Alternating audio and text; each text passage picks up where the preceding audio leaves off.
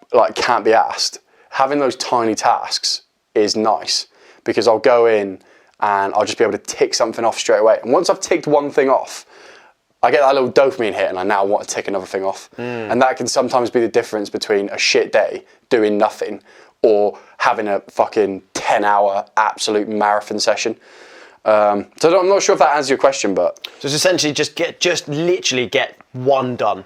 Yeah, sometimes. Just get one. Sometimes I'll break it in like a mundane task that's not necessarily a quick task, but like culling video from a shoot that I've done, like a wedding shoot. Like I've got all this raw footage, like 300 clips, hours of raw clips. It takes like 45 minutes, an hour to go through and just get selects from those, like of all the good bits. But that's nice because I can just put some tunes on, which is a nice distraction, or podcast, whatever. And maybe like the Two Beast podcast or like one of those sick podcasts out there.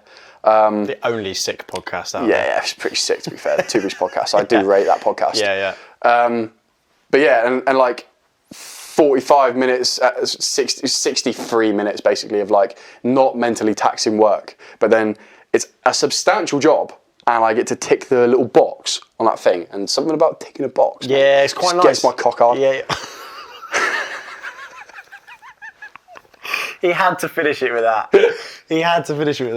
But yeah, ticking, there is something quite satisfying about ticking a box. It's and again, nice. the whiteboard, like the ticking of the box. I think Jed actually talked about it, didn't he? In terms of like, he gamifies it. Yeah. So he would be like, okay, how quickly can I start this task? Or how quickly can I get it done? Or, you know, like finding something to get you excited for it. Well, there's a book called The War of Art by Stephen Covey. Have you seen, Stephen Pressfield, I think. Stephen Pressfield. Have you read that one? No. Mate, that one you should read. Is it good? Especially now that you're doing entrepreneurial stuff on the side, because it's all about creativity. That's where I got the 1 to 4 hours a day thing that I was doing a couple of years ago. Oh, yeah. Basically, for podcast listeners, that's the idea that you do somewhere between 1 and 4 hours of work every day. And the idea is to battle this thing called mental resistance, which is what he calls, it's like this like disease of the mind. And if you give in to resistance, it just gets stronger. And so the idea is that you literally just label it. It's as simple as that. You just say, I can't be fucked to start this task right now.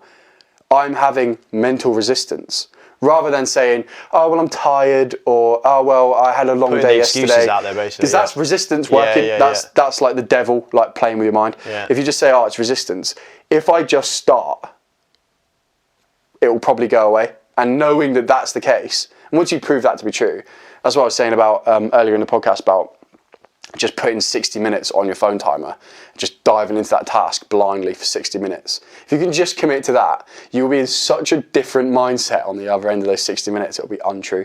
You'll either be motivated to carry on or just pleased as fuck that you don't have that 60 minutes to repeat at some point in the future.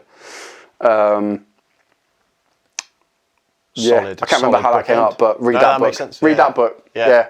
There's 2 Beast reading week. Yeah. We've got a couple minutes left of the podcast. We've got 2 segments now that we do at the end of the podcast. The first one is our AI image generation thing. Oh yeah. So we'll just do. We haven't got terribly much time, so we'll just do one this week. I'll let you take. Well, should we do one of our joint ones? We'll do the half and half. Do the half and half ones. All right. So who should start? Rock, paper, scissors for who should start. All right. 3, 2, 1, shoot. Damn. All right, so what does that mean? I get to pick. All right, you start. I start. Okay. Yeah, right. I pick that you start. Okay, fine. Okay, we've got that bit to iron out, eh? Okay. That's a bit complicated. So for people who have not seen this segment before, there's a tool called, what is it called? Midjourney AI, where you can put a prompt in and it will generate AI-generated artwork for you. So what we're going to do now is come up with a prompt here, so that on the YouTube Shorts and the Facebook Shorts or Facebook Reels and the TikToks, you will actually be able to jump over onto those socials and see this segment, and you'll see what we've come up with and what the image was generated. Eventually, we'll have like a cool theme tune for this own segment. Yeah, that'd be cool. Well, so that'd be well, wouldn't it? When we get an editor, because right now that editor's me and I can't be fucked to do that. I'll tell you now. Anybody out there want a job for free? For free, fucking If banter. you're bored and you've got extra time, Ollie does quite often have bananas that are going stale in the back that you could probably have. You could have a banana. Yeah, you're more than welcome to use a toilet as well. Right. Begin your AI. Sorry. So first part, I forget how much of this I have to do with the prompt. It's like, just say something. Just say Figure it something. out, mate, yeah. A lost piece of luggage in an airport. Gets tossed into the face of an angry gorilla. Nice. That'll be There you go. that'll be a good image. That's going to be a tasty one. Good image. One final thing. What is our challenge for the week? What are we going to try and do for the next 7 days? Or we should say between now and next recording session, because that will That motivate could be us. like 3 weeks. Yeah, well, fucking is what it is, isn't it? Okay. Let's make sure it's not. Let's make sure it's not. Because we'll have no pods by that point. Yeah. Our next challenge. So this week we did stretching. Yeah. I hadn't actually thought of anything, to be honest. All right. Unless you've got something. I'll have to from now on start thinking about them through the week. Yeah. Let's do a 20-minute meditation. Say less. One A day. a day, 20 minutes. Yeah. Let's say at least 10 minutes. Okay. 10-minute meditation a day. Yeah. Roger that. Cool. That's You 5 could probably minutes. combine that. You could probably stack that with the stretching as well, which is what I'm thinking. Okay. Anyway, we're out of time, so thanks for doing the podcast listening bit. That's quite the end, We've got to fuck off now because the timer's nearly up. So thank you very much. Bye for now. Bye. Love you. Bye. Bye. Thank you for listening to the Two Beast podcast. Please remember to like, subscribe, and share this podcast on whatever your preferred platform is. We'll see you next time. All the best.